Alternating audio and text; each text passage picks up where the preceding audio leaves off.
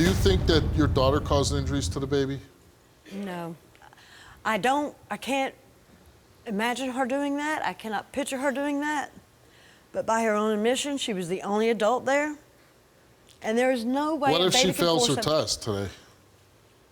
If she fails the test, I'm going to petition even harder to get my granddaughters. And I would want her to have supervised visitation, but I do want her to be with her babies. I do want her to visit with the babies. I do want the babies to be with her. Let's bring out the baby's dad, Rob.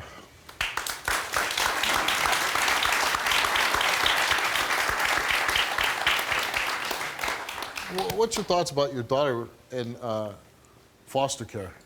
You don't know where your child's at? I want him out of there. No. I'll say this. I don't know if she's going to pass or fail her lie detector test, but her story stinks. It's a bad story. And when the story stinks and it doesn't add up, it's usually somebody's not telling the truth. But even if she's telling the truth, it's still bad. Yeah.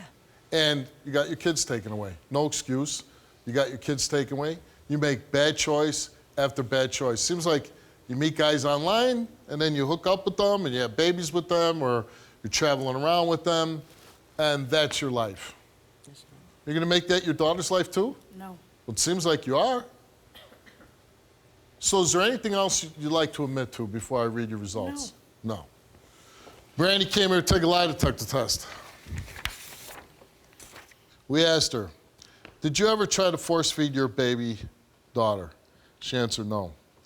Did you ever strike or hit your daughter on the head? She answered no. Did you cause your daughter's skull fracture by striking or hitting her on the head? She answered no.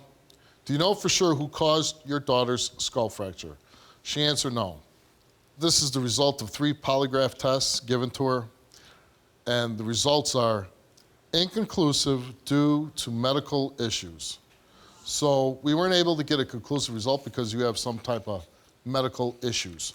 And with that, let's bring out Dan.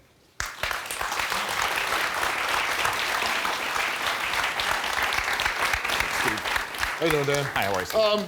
You know, I try to reserve myself and not pass judgment, but, you know, her story's terrible.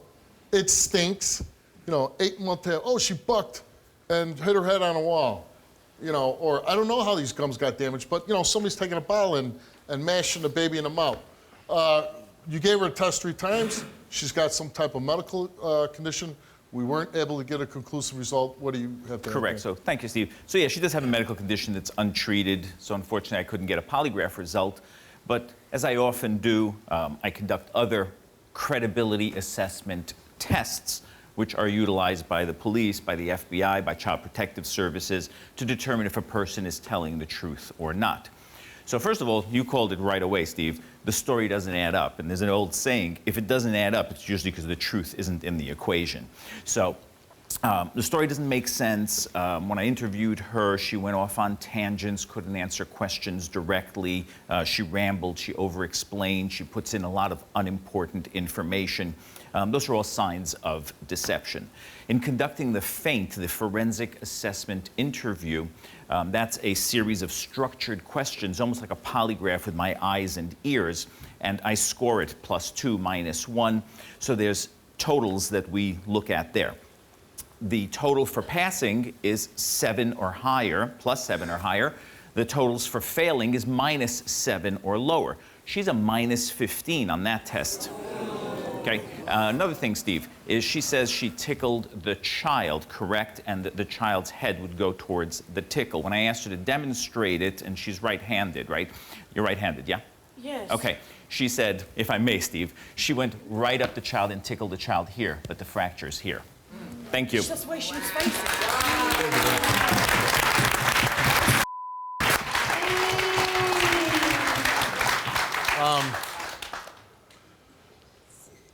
I don't need Dan to come out on stage and tell me you're a liar. I didn't lie about this. Yeah, I've lied about you other did. things, but I didn't lie about this. Oh, you lie about other things.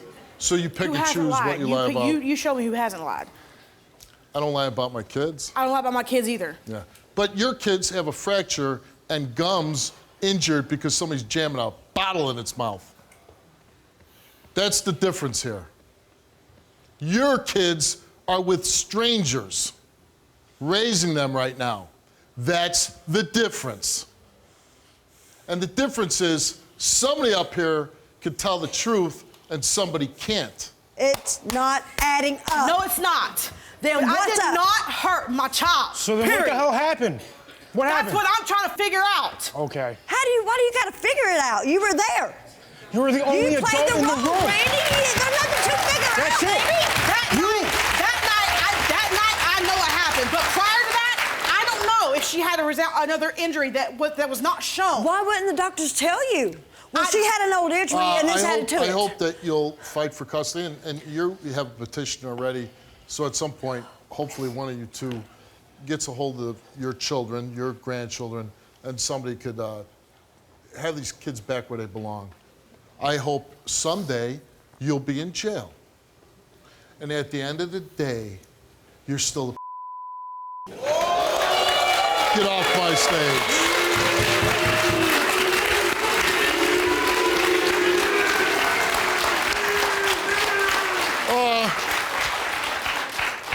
I'm sorry I can't be nice or forgiving to somebody that hurts their own children. It doesn't have an explanation for it, and is more concerned about her own happiness or her own well-being over her children's.